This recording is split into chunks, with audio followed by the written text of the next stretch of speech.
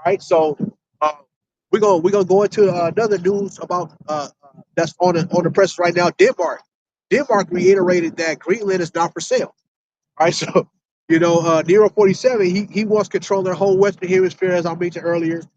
He wants Latin America, Canada, and none of these nations, including Denmark, are not in agreement with the U.S.'s quote unquote sphere of influence. At least it appears that way. But then you got the Venezuelan president siding with Trump, so she looked like a puppet, right?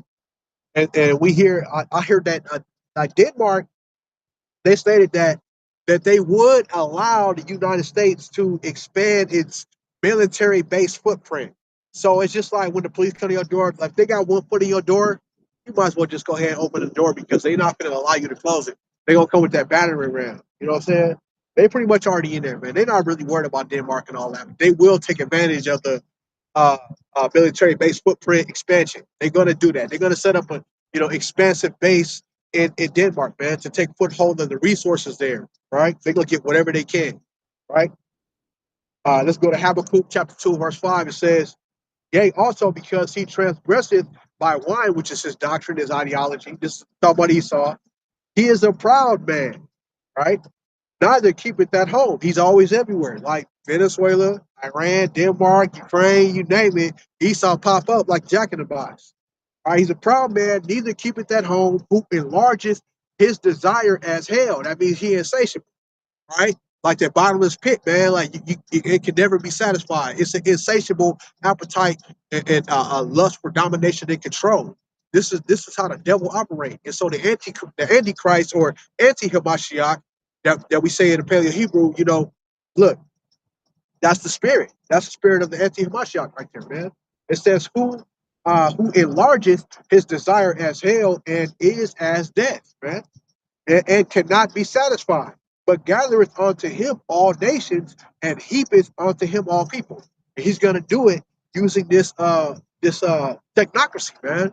This is how he's gonna be able to perform he's gonna be able to perform his craft, right? The craft is gonna prosper in his hand through this technocracy.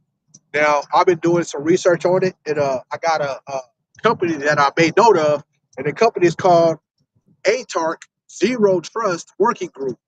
We're gonna get into a little, like a brief, concise, truthful summary of who ATARC. It's spelled ATARC at ARC Zero Trust Working Group. It says uniting stakeholders across government, industry, academia.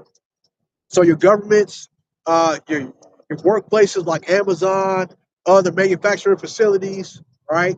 And academia, which is your institutions, your schools, and whatnot, right? It says, and emerging tech to advance zero trust adoption. Now, what is zero trust adoption? It's data centric security, right? That's the keyword, security.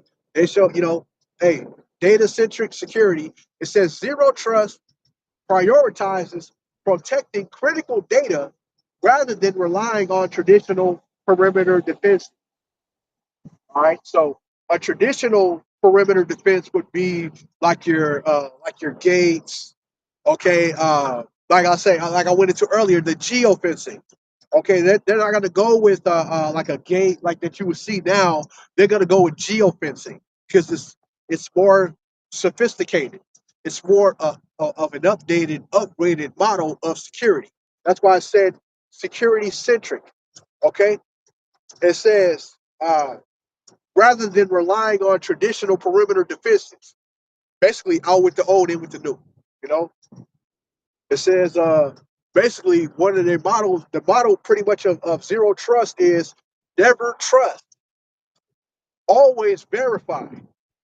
All users, devices, and systems. Let me read that again. All users now, these are people, devices and systems are treated as potential threats until continuously validated. So your digital ID will become mandatory eventually. Right now, it's on it's on a trial run, and they have implemented this as a beta test over there in China. Okay, You know, Beijing is what, a colony of Great Britain, so we know who's behind that.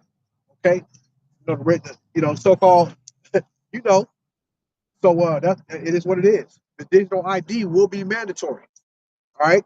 So let me read this again. All users, devices, and systems are treated as potential threats until continuously validated. So in order to be validated, you're going to need what? A digital ID to be validated. So they gave some case in point examples of you walking into like a Walgreens, right? You walk into the Walgreens and you got your phone with you, and your phone got the digital ID on it, right? And it's also got your wallet now.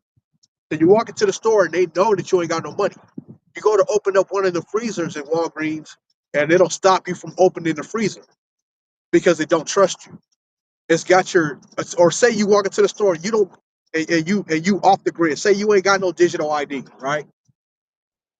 You're not even gonna walk into the store because of that geofencing. That's not gonna allow you in there.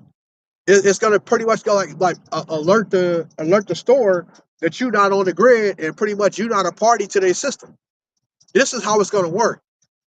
All right, you need to understand that. That's what's coming. So I can say.